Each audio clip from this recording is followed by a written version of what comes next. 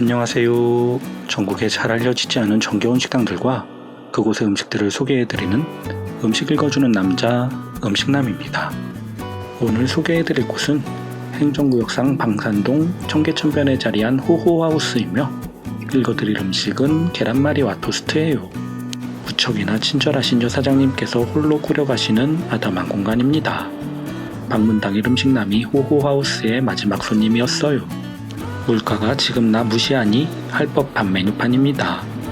박리가 다매로 이어지길 기원하며 토스트와 계란말이를 부탁드렸어요.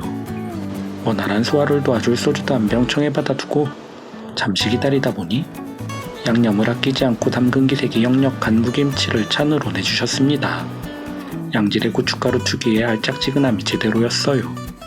국내산 쌀, 김치, 고춧가루만 고집하신다는 원산지 표기에 한치의 거짓도 섞이지 않았음을 쉬이 알아차릴 수 있었습니다. 시원한 깍두기 오독거리며 기울인 술잔이 석잔에 달했을 무렵 정제된 식물성 기름과 경화유를 적당한 비율로 배합한 뒤 각종 향료와 기타 부자재를 첨가하여 유화시킨 지방성 식품 특유의 구수한 냄새를 앞세운 토스트가 등장했어요.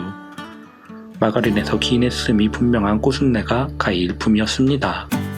마가린 넉넉히 두른 팬에서 바삭하게 구워낸 식빵 사이에 당근과 양파 살빛하게 썰어 넣은 계란 부침 끼워 넣고 토마토 케첩 튜브를 망설임 없이 힘껏 쥐어짜 주셨어요.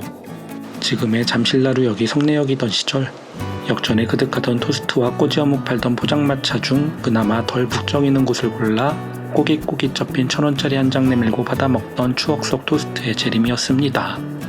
방금 전까지 토스트가 담겨 있었던 M1 종이컵만 만지작거리고 있기를 또 한참 계란말이의 조리에 예상을 훌쩍 뛰어넘는 긴 시간이 소요되는 것이 의아하다 싶을 무렵 마침내 계란말이가 완성 단계에 이르렀음을 시사하는 케첩이 모습을 드러냈어요.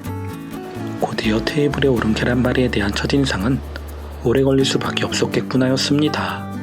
계란값이 롯데월드타워 높은 줄 모르고 치솟았을 시점이었음에도 불구하고 엄마 친구 아들 월급 봉투 마냥 두툼하게 말아주셨어요. 계란값이 올랐다고 해서 사용하는 계란의 개수를 줄인다던가 물을 섞는 것은 손님을 기만하는 행위라 여기신답니다. 단돈 5,000원에 이리 푸짐한 계란말이를 내주신 호호하우스의 사장님이 1983년 일본 NHK를 통해 방영됐던 애니메이션 스푼오바상의 주인공처럼 느껴지더군요. 스푼오바상은 꼬마 친구 숲속 친구들과 사이좋게 지내는 선하디 선한 아주머니였습니다. KBS 방영 당시의 제목은 호호 아줌마였어요. 적잖은 손품을 들여 켜켜이 쌓아올린 계란말이입니다. 프라이팬을 벗어난 지 오래지 않았어요. 맛이 있을까요? 없을까요? 유년 시절 맥컨더브이가 프린팅된 하늘색 플라스틱 도시락 속 칸막이를 범람한 김치국물에 발그무레하게 물든 계란말이도 없어 못 먹던 음식남에겐 반가의 성유 다름없었습니다.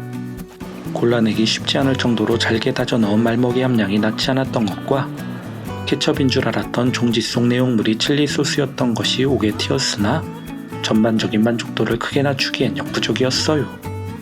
마감 준비가 한창이시던 사장님께 누가 되지 않기 위해 대왕 전보짜장면 12분 컷에 도전한 먹방 BJ 못지않은 속도로 젓가락을 놀렸습니다.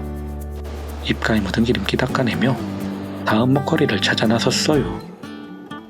오늘도 잘 먹었습니다.